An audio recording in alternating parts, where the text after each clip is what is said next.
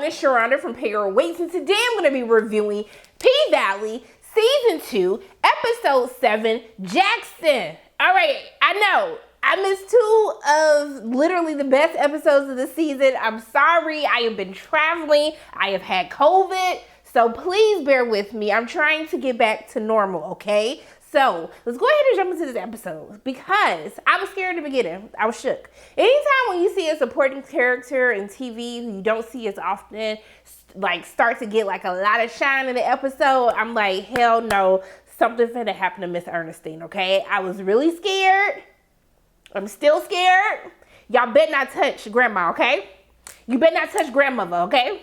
All right, so we see that it opens up and we see Miss Ernestine back in her heyday when she had her little club before it was the Pink, basically singing.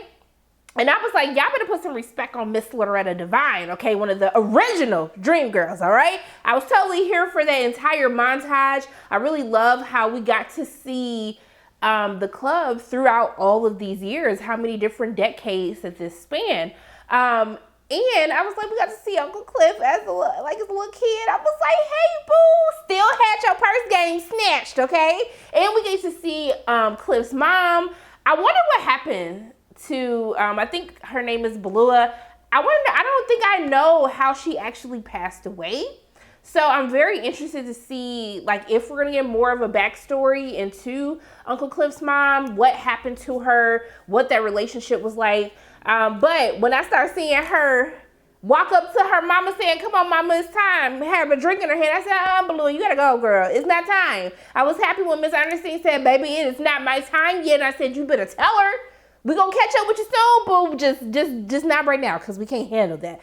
But I think it was really important seeing, you know, the history behind the club. We've heard Miss Ernestine talk about it in previous episodes about how the club used to be, you know, when she used to run it. But it was important to showcase that before we see Cliff and Autumn, Raggedy Behind, having this conversation in regards to the history and how Cliff is telling her that, hey, like, this might just be a quick sell for you, but these are my ancestors. Like, I have memories in every single nook and cranny of this place. Like, it's not just a moneymaker to me. This is my family. This is my history. This is my family history. And so when she was like, I'm doing this for my ancestors too, I said, no, baby, I'm doing this for the ancestors too. I said, now, girl, why don't you go sit your ass down? You always sitting up here lying, Otto. You ain't doing this for no dang on ancestors. I was like, the ancestors was rolling around in their grave when she said that foolishness. But she tells her that they offered, Promised Land is now offering $5 million. And even Uncle Cliff, she had to stop for him. She said, 5 what? And then she said, but I turned it down. I was like, girl, what? Even Uncle Cliff was like, huh? But she said that she can get $10 million out of it.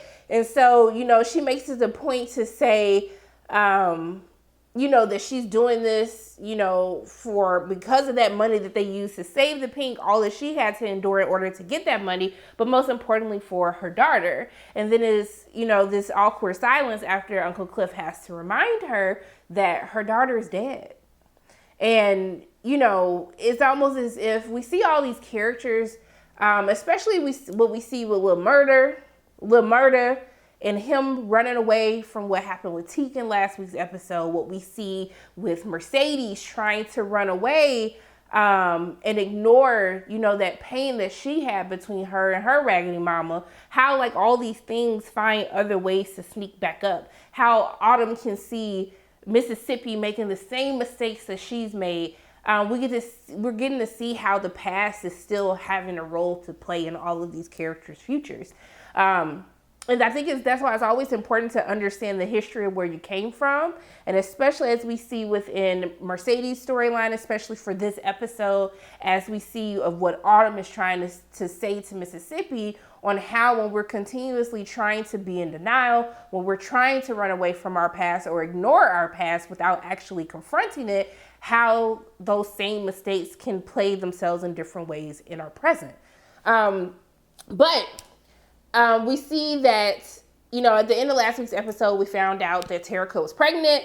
And so this entire episode, and we'll just go ahead and talk about this whole arc, we see that Mercedes is trying to really trying to push her to make a decision, push her to come out of that denial, the denial that a lot of characters are in or are having in this episode.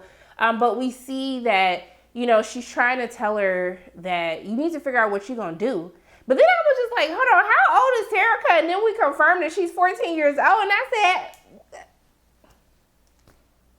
we know the supervision wasn't there because her stepmother is an alcoholic right now and is going through a tough time. But I really love the back and forth between Mercedes and Tarika in this episode on how, how she had to really confront her past with her mother in order for her to be a better mother for Tarika. And I even love how we actually get to see Tarika towards the end of the episode actually call her mom for the first time. But I think it's really important that we just take a moment and stop projecting on our kids. And it's really funny that, not funny, but it's interesting seeing how Mercedes is projecting so much on Tarika based on her own terrible relationship with her mother. And I hear this, I know I'm the childless one in the group, but I hear like all my friends in different ways, like they kind of talk about, well, because I went through this as a child, I'm not going to do this with my child. And it's just like, but you're projecting, because like what happened to you, that's you. And you just have to make a choice to be a better parent. But that doesn't mean you have to carry your baggage and give your baggage to your child. Because I see a lot of people doing that, okay? I don't know if somebody in the back needed to hear that, but stop projecting on your children, okay? All right. So, but we do get a little bit more insight into the rocky relationship with Raggedy, Patrice Woodbine, and Mercedes. We see in a flashback where we see that they didn't have enough money to pay for the food. And so the mom was like, saw that the guy was checking Mercedes out, and she was like, go ahead and do what you do. And then I was like, bitch, you finna sit out here and pimp out your daughter over a raggedy ass meal that probably didn't taste good? Are you serious right now? But then when Mercedes was like, hold on, she didn't call her mama a hoe, but she was like, hold on, girl, I can pay for this. We ain't even gotta worry about all of that. And so when she pulled out her wallet, she saw the money, but she was more caught up on the condom. And I was just like, well, at least baby girl using condoms, like, this is another random PSA, okay? I understand that we don't want our children growing up too fast. However, when we neglect to have sex talks, when we neglect to educate our kids about their reproductive organs, about their options, about how babies are made, like practicing safe sex, when we ignore all of these conversations, we find people like Tarika who finds herself in a situation that she's at. The fact that Tarika had no information, even at 14, okay, that she had no information about what an abortion was, what her options were, what did that actually look like for her, I think that that's absolutely ridiculous, especially being that her mother was a teen mom herself. And so I just think sometimes we keep trying to run away and be in denial that our children are growing up before their eyes, that they need to know how their body works. Like, let's normalize bringing back sex education, but let's make sure that parents are giving sex education to their children, how your body works, how your cycles work. Tarika didn't even know how far along she was, how many weeks she had went without a cycle. These are all things that while Mercedes is getting upset at her saying, you didn't know how to count your own cycle to see how many weeks you missed to know how pregnant you were, but you out here having sex. Right, because kids do things because they're curious. And so it's easier for her to try to figure out how to have sex than for someone to have just educated her on like, hey, baby, let's go ahead and talk about the birds and the raggedy bees, okay? Let's go ahead and talk about how do you count your cycle, honey? Like, let's talk about these things. And honestly, if we normalize these things and we just educate kids and not make it seem like it's this big taboo thing, then maybe kids won't be trying to rush to be an adult so quickly. Because, baby, if somebody would have told me about what paying bills felt like being an adult, I would have never got out of the house, okay? But I do like that, it's crazy because we see how Patrice was abusive with her. Like, she beat her. I was like, girl, you beating her ass like this over a damn condom, but you finna pimp her ass out for the free meal? How that makes sense for me, Patrice, because the math is not mathing for me right now. But what I will say is, wow, I think there's a time and a place when we discipline our children, okay? Now, Tarika deserved to get popped in her mouth. And I know that's going to hurt some people. And I know that people are going to come for me in the comments section. I know. It's okay. I've been popped in my mouth quite a few times. It didn't stop nothing, as you can see. But the way that Tarika was talking to Mercedes, no matter the animosity that you have for the person that gave you life and brought you into this world, like she was talking very reckless. And I was like, sis, you got a little smart ass little mouth, and you sitting up here talking like this, and your regular behind can't even drive yourself to go get your own options. It was a problem for me. Like when she did that was a quick reflex too. I was like, now, I know that made her feel a certain type of way, but I didn't feel like that was the same thing as what Patrice Raggedy Woodbine had did to her in that diner, okay? But Tarika was getting very beside herself, very, very much so beside herself. But I do have a question though. So since Tarika can't drive, Kellen can't drive either, since we both find out that her little raggedy baby daddy name is Kellen, whatever. Basically, how were they meeting up? Where were they having sex? I mean, it's just more questions that I have. Where were they finding the time as 14-year-olds to have sex? Where, like, I know you think Sharonda, like, kids gonna be kids, but like they're kids, they can't even drive. I can see if you're 16 and pregnant, you can drive, you can do your own little thing, but you're 14, like, where were they doing this? Where was the supervision? Now, granted, like, kids gonna do what they gonna find a way to do what they do, but I just find it really hard at 14 to do what you gonna do, okay? But, I do like that towards the end of the conversation that, you know, they get to have an open and honest conversation. And I think it's really important. You know, Mercedes has always been about, I've been trying to prove to the world that I'm just not no hoe. I'm not no stripper on a pole. But it's just like, you've been trying so hard to like impress people or do what you think society wants you to do. When 9 times out of 10, y'all, kids just want to spend time. That's the one thing you can't replace is time. You could buy your kids every luxury in the world, but they gonna remember how much time you spent with them. And literally before Tarika had even said it, I was like, all Tarika wanted you to do is just spend some time. Because when she was like, why you ain't got me now? I said, well, honey, that's a good question. Because you even see that her stepmother's an alcoholic and does not need to have Tarika right now, but you still not doing what you need to be doing, and just take your daughter. Just take her, like, or at least like, hey, let me take her for a couple of hours. She can come and sleep at night, but let me just take her with me, make sure she do her homework, and then I'll bring her back so she can go to sleep. Like something. Sometimes people be thinking, they overthink it. Kids just want to spend time with the people that they love. That's it. That's it. That's it. So I was happy that they were able to kind of work all of these things out. And you get to see that generational drama, like when she popped her and she was like, when I have my daughter, I'm never going to slap her. And then she was like, well, bitch, I said the same thing. Like, but see what happens when we don't deal, when we have this unresolved trauma, see how it just continues to, the cycle continues to repeat itself in different ways. And so it's just, the fact that Tarika is in this circumstance, I'm really just looking at Mercedes and the stepmama like, but how? Like, how? But we find out that the baby's 14, that she's 14 weeks along. I said, baby, you cutting it a little close right now. And even the nurse practitioner, she was like, honey, you don't have a couple of weeks to think about this. Like, you got a day. You got 24, the mandated 24 hours, honey. Figure it out. But I do like that she gave her choice on what she actually wanted to do.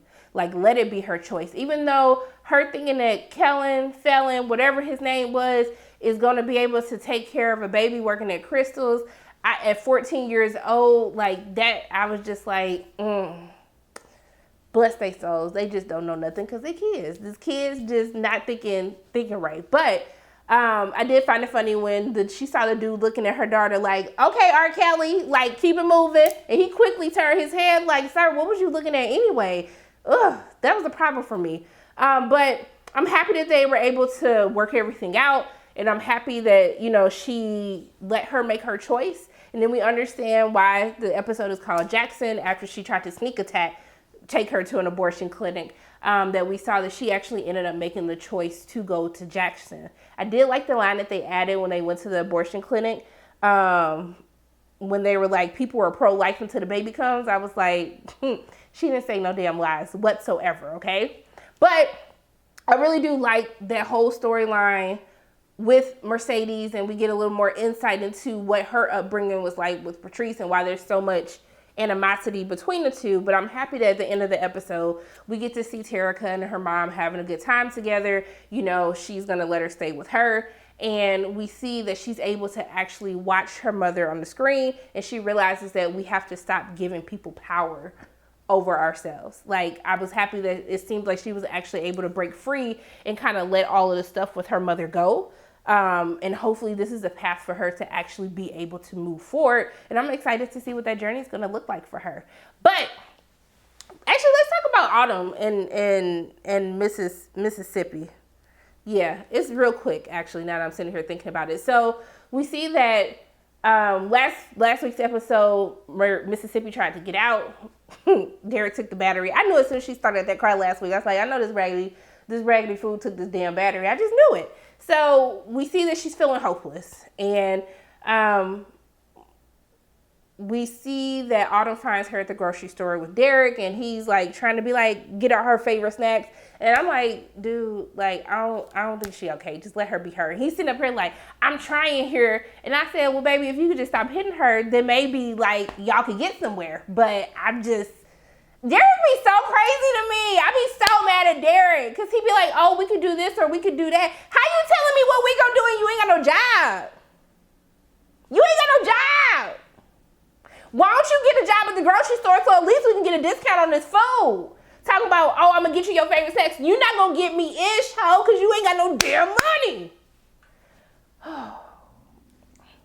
I said I wasn't gonna let Derek stress me out this season.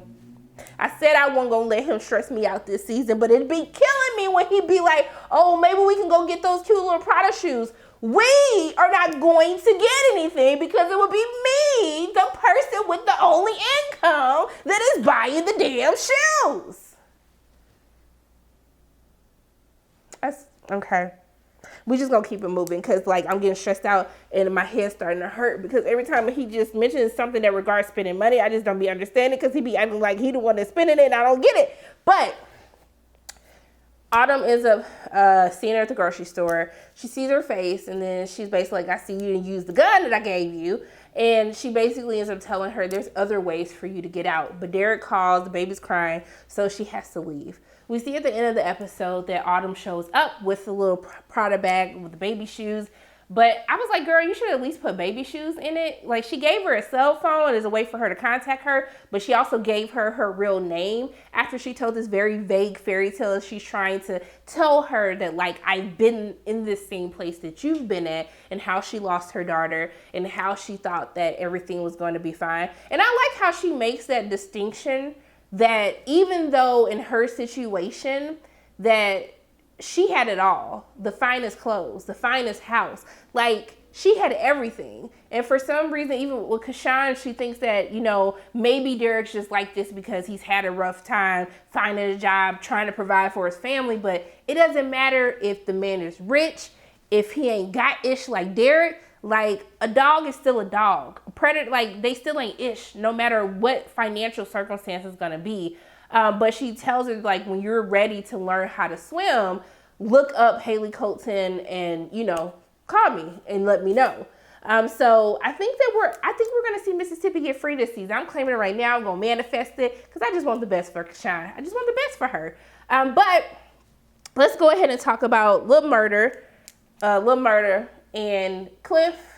So we see that Miss Ernestine, she is gravely ill in this entire episode, and Lil Murda is still going through it because of what happened with Teak committing suicide right in front of him, and he's having a rough time. We see him having these flashbacks. We playing these scenes back in his head. We see him wake up crying. We even hear Uncle Cliff reference that Cliff heard him screaming and crying in the middle of his sleep. And we see that I thought it was really disrespectful for his manager, though. Okay, because ain't nobody-ish in Murda's life that's involved in his music career. Because the way the old dude was like, hey, where you been, man? Like, sir, let me get this right. You knew what Teak meant to him, okay? You knew what Teak meant to Murda, okay? And then you're going to be like, hey, man, where the F you been? I've been mourning the loss of my dude. What do you mean, where have I been? I am in mourning. I'm grieving. Someone literally committed suicide in front of me. Are you?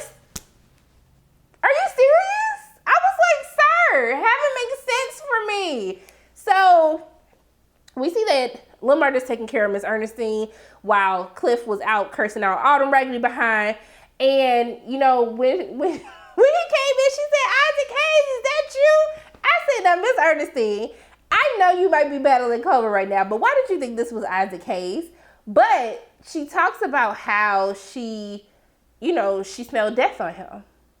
And because she could smell the blood, her senses are heightened, which I'm so happy that Miss Ernestine didn't lose her sense since she already lost her sight. I've been like, Lord, that's like a little bit too much right now. But she was able to smell Teek's blood on him when he came that night.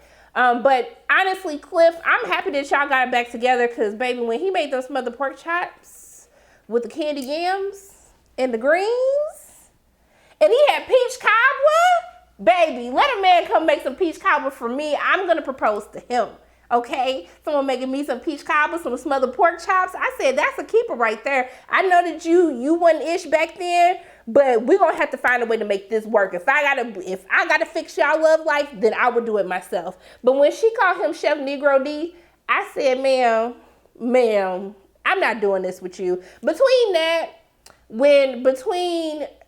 Cliff calling Lil Murda Lil Calculator, calling Lil Murda Lil Homicide, I was just like, these names that we were like, it was too much for me. I was absolutely dying laughing the entire time. But we see that also too, so we see that Uncle Cliff lets Lil Murda into her room, and, you know, they're going through, Lil Murda's trying to get clothes from Uncle Cliff, so she's finding clothes for him.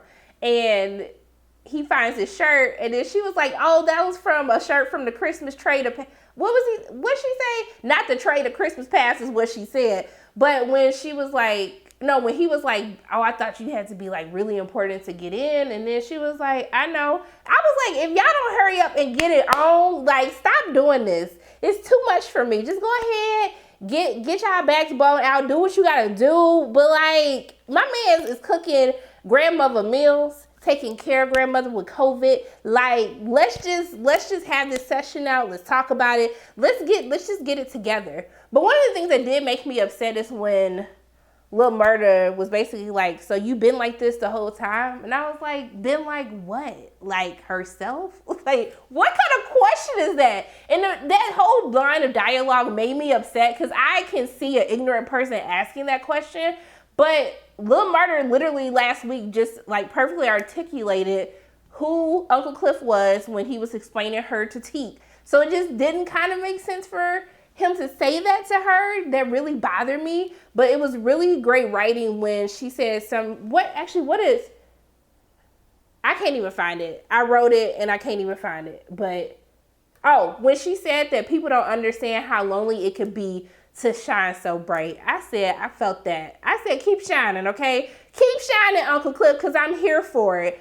But we see that Miss Ernestine, she's still having her visions, her hallucinations. She didn't went to go wade in the water, and when she started calling Uncle Cliff mama name, Uncle Cliff got scared. I was scared. Like, Lil Murda was scared. And I was like, y'all better not kill Miss Ernestine off. Because she was when she said she was trying to go get into the water, I was like, are you trying to baptize yourself so you can go to the upper room, Miss Ernestine? Because I'm not having that right now. But it was so sweet that Lil Murda went and got the water and poured the water on her so she could just be at peace. And then when they were like, we got to get her back to the house, I said, sweetie, I don't understand why we didn't go to the hospital. Like, my girls was hallucinating from the beginning of the episode. She needed to be in the hospital. So I'm happy that they called the ambulance instead of trying to have her tough this out at home. But I like that Lil Murda told Uncle Cliff, please tell her goodbye. Because you just don't know what's going to happen. You don't want to have any what ifs. And especially with everything that Lil Murda went through last week's episode, I'm happy that he was able to tell her to say goodbye to your grandmother. Then I thought it was cute when Uncle Cliff, clearly upset when Uncle Cliff gets out of the shower. I thought that Lil Murda was going to get in the shower. I was like, go ahead and get in that shower, Lil Murda, stop playing. But we see that Lil Murda was dressed because they had the whole Cisco joke when Uncle Cliff thought that he didn't know who Cisco was. And when he dressed up, it was dancing to that thong. Ooh, thoughts I had us in the chokehold growing up. But I thought that was really cute. And I know that Ashley's finna be mad, but I don't care. So they basically stopped playing and got it on after comforting one another. But when I love me a versatile Negro, sorry. I almost got too comfortable. But when basically Lil Murda was like, you know, I want to feel you. And then when Lil Murda was like, fill me up, I said, fill me up. Oh, okay. But I had an issue with the condom, okay? Because I was like, first of all, that's fine. You're in a committed relationship. Do what you do. That's y'all business, not mine. But y'all been broken up.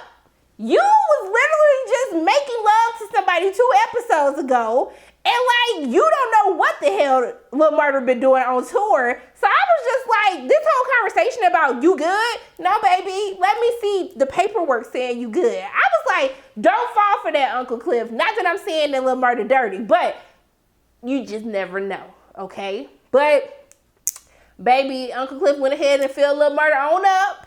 They got their little groove on. And one of the things that I do love, because as much as the Ashley's always be talking about, there's so much gay sex, but I like that P-Valley is a show that just shows people just in their element, just living, being free, being who they are. Like, it's not this over sexual thing. Like, even the little things of how like Uncle Cliff is like, you know, asking Lil Murda, like, are you okay? Like, kind of guiding him through it. Like, there's care, there's love that you see there, that you feel there. It's not just like this lustful thing. These are 2 people that care about each other.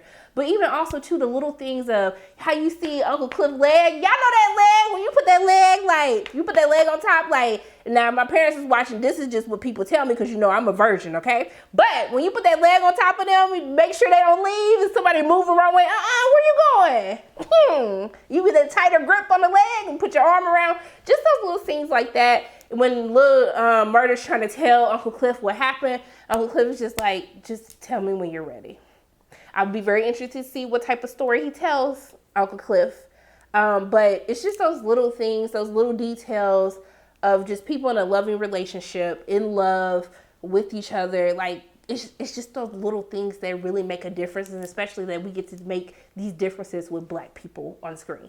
It just really touched my heart. But overall, for me, I was here for this episode.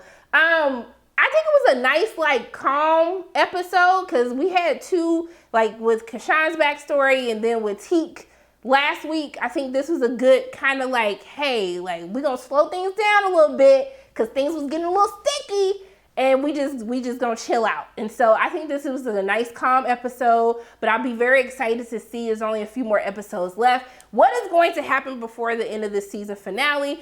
Is Autumn and Uncle Cliff, are they gonna come up with a plan to get they 10 mil? So whatever little calculator said that will come out to, I guess it would be over 2 million for Uncle Cliff, who has 33% ownership. I would be very interested to see all of these things play out. Is Keyshawn actually going to get away from Derek? What is that actually going to look like?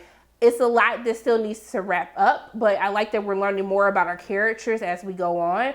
So I thought this was a nice episode. I like this episode. It was a chill episode. We kind of need to chill for a week. Just let me just be chill. And Miss Ernestine dies, and I'm coming for y'all a dawn, okay? All right. So those are my thoughts. I was going to say quick thoughts, but y'all, this video almost a damn half hour. But those are my thoughts on P-Valley Season 2, Episode 7, Jackson. As always, my name is Sharona from Payroll Waits. And if you like what you saw today, make sure you hit the like button, hit subscribe, share this video with your friends, and make sure you hit that notification bell. And I love you guys for 1,000. And until I see you again,